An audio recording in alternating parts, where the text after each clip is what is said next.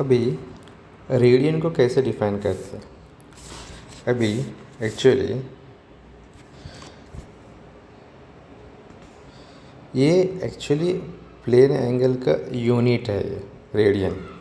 Just अभी इससे पहले आपको बोला सप्लीमेंट्री, टू सप्लीमेंट्री एंगल्स। तो एक प्लेन एंगल, एक सॉलिड एंगल। प्लेन एंगल का क्या है यूनिट है, सो रेडियन है। तो अभी वन रेडियन को कैसे डिफाइन करोगे? वन रेडियन को कैसे डिफाइन करोगे? अभी angle subtended at the centre of the circle, मतलब सर्कल के जो सेंटर से यहाँ से जो एंगल बन रहा है, एंगल जो बन रहा है, angle one radian is A angle subtended at the centre of the circle by length of the arc. मतलब एंगल कहाँ से? यहाँ से सर्कल के सेंटर से। Angle is subtended at the centre of the circle by length of the arc. Length of the arc मतलब अभी angle कहाँ से? यहाँ से। इसको बाहर मत करो। Angle is subtended at the centre of the circle by length of the arc is equal to radius of a circle.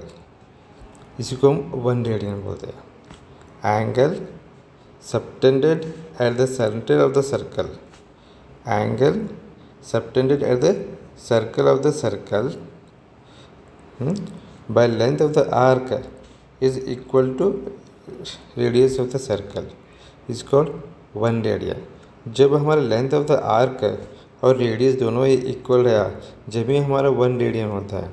ये दोनों इक्वल नहीं रहा तो वन रेडियन नहीं। इसीलिए angle subtended at the centre of the circle और length of the arc और radius of the circle both are equal, then we call one radian. नहीं तो हम वन रेडियन नहीं बोल सकते। वन रेडियन कब बोल सकते? जब हमारा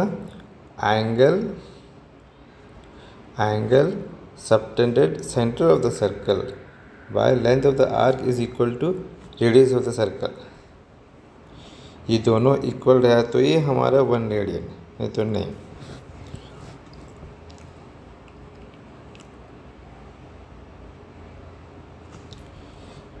अभी you know how to find the theta angle. Angle कैसे फाइंड करना पता है? Is opposite divide by adjacent. Theta is equal to D S, length of the arc, divide by radius. आपको ये फॉर्मूला मिल जाएगा कि वन रेडियन फाइंड करने का, थीटा फाइंड करने का। Theta is equal to D S divide by R. D S मतलब length of the arc, length of the arc divided by r, you get the radius. Length of the arc divided by radius, you get the d theta, 1 radian.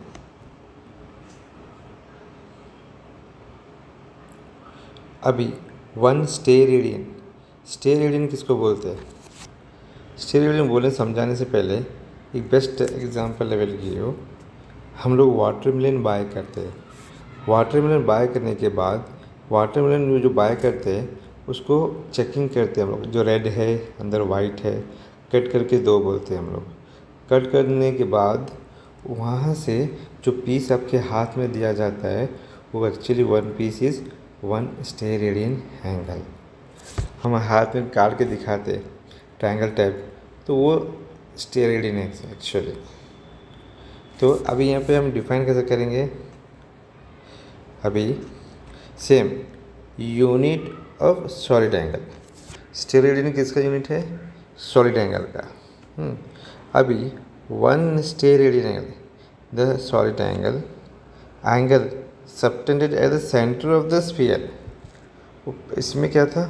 Radian में centre of the circle था, यहाँ sphere है तो centre of the sphere, angle subtended at the centre of the sphere. वहाँ पे क्या था? By length of the arc is equal to radius था, यहाँ by surface. Who is a पूरा surface,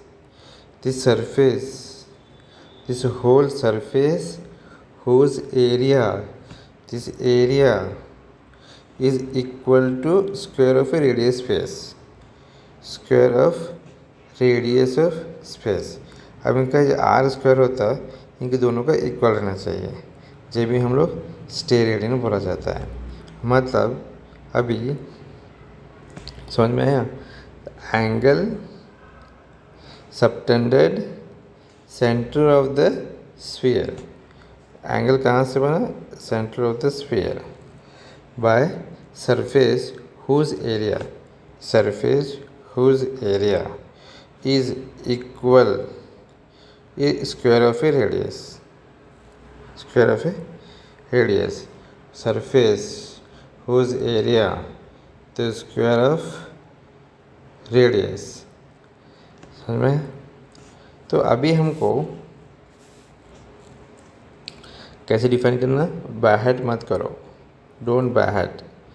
angle subtended at the centre of the sphere, centre of the sphere, center of the sphere by surface whose area is equal to radius of the square of the radius, इसी को हम 1 steradian बोलते हैं।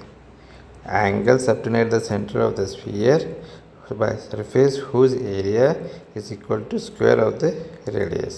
वहाँ पे क्या था? Length of the arc, length of the arc is equal to radius of a circle था। यहाँ पे क्या है?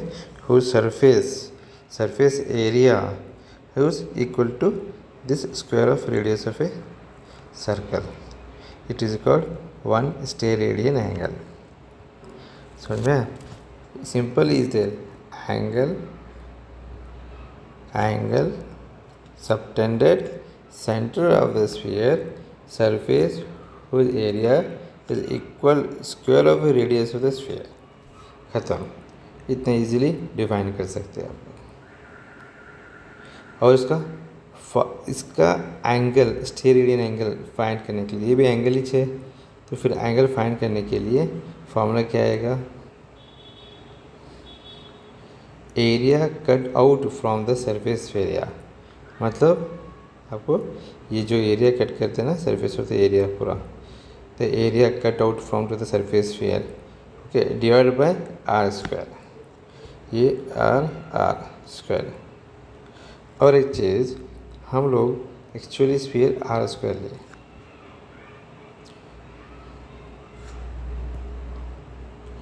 Now D A divide by R square, D A this area, surface whose area, this whose surface area, and divided by r square, r square, तो इसका this is finding the steradian. now fundamental unit complete हुआ, next अभी derived units. Drive units मतलब fundamental quantity हुआ अभी actually drive unit. Drive unit में कैसे actually we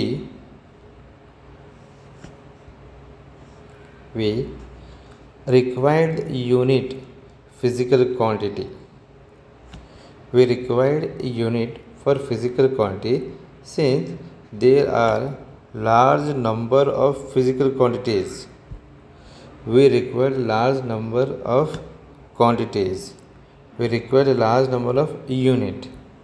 मतलब हमको ड्राइव क्वांटिटी क्यों चाहिए? क्योंकि एक्चुअली क्वांटिटी बहुत बड़े बड़े आएंगे, हमको छोटे करने के लिए हमको ड्राइव यूनिट करना ज़रूरी है। तो इसीलिए हम लोग we require the unit physical quantity, the large number of the physical quantity, so require the large number of quantities। जैसे कि अभी कहो it will become difficult for us remember and relate them to all। इतने बड़े बड़े थोड़ी drives हैं, हमको रिमेंबर करना बहुत मुश्किल है, तो उसके लिए शॉर्टकट करना बहुत ज़रूरी है। तो ओवरकेम इज़ डिफ़िकल्ट, तो we need those units which can be related to the fundamental unit. मतलब अभी ड्राइव यूनिट के लिए तुमको फंडामेंटल यूनिट का हेल्प चाहिए हमको। विदाउट फंडामेंटल क्वांटिटी के बिना हम लोग ड्राइव यूनिट कर नहीं सकते। तो such unit is called drive unit. मतलब मुझे ड्राइव यूनिट बनाने के लिए मुझे फंडामेंटल यूनिट चाहिए, उनकी हेल्प के बिना हम लोग नहीं कर सकते। अभी ड्राइव यूनिट का मतलब क्या होता है? Any physical quantity which can B derived from fundamental physical quantity. बोला मैं आपको कि हम लोग फंडामेंटल फिजिकल क्वांटिटी के बिना ड्राइव यूनिट नहीं बना सकते, और बनाने के लिए क्या करना पड़ेगा? फंडामेंटल फिजिकल क्वांटिटी को मल्टीप्लाई करना पड़ेगा, डिवाइड करेगा, देन एक आपको नया फिजिकल क्वांटिटी मिलेगा, और जो इसके नया फंडामेंटल फिजिकल क्वांटिटी को यूनिट को हम लोग ड्राइव यूनिट बोलते हैं। कोई भी फिजिकल क्वांटिटी लेके उसको ड्राइव करो फंडामेंटल फिजिकल क्वांटिटी से, या मल्टीप्लाई करो या डिवाइड करो, then is called drive physical quantity. इसके जो यूनिट है ड्राइव यूनिट है। एग्जाम्पल लेने बाद आइडिया आएगा। अब एग्जाम्पल स्पीड है। स्पीड क्या है अभी?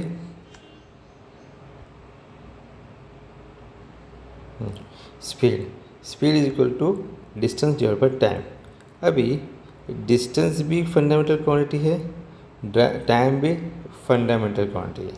अभी मैं दोनों को डिवाइड किया, इसका डिस्टेंस का लेंथ, टाइम का टाइम, लेंथ बाय टाइम, मतलब मैं डिवाइड किया, दोनों फंडामेंटल क्वांटिटी को डिवाइड किया।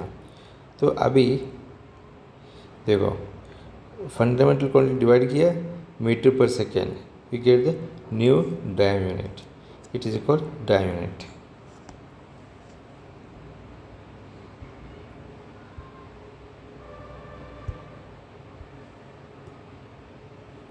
Since physical quantity speed can derive from fundamental quantity length and time, हम fundamental quantity लेके length को नया बनाया हम लोग, just drive quantity. Hence speed is a drive physical quantity and unit is a drive unit. Now having the so many drive quantities, example area में length into breadth रहेगा, उसमें metre square होगा, तो expression in base volume length breadth height they having the metre cube. Next these are all are drive units. Velocity and speed, they are also meter per second. Acceleration, meter per second square, these are all derived. Density, kg per meter cube. Work energy, joule,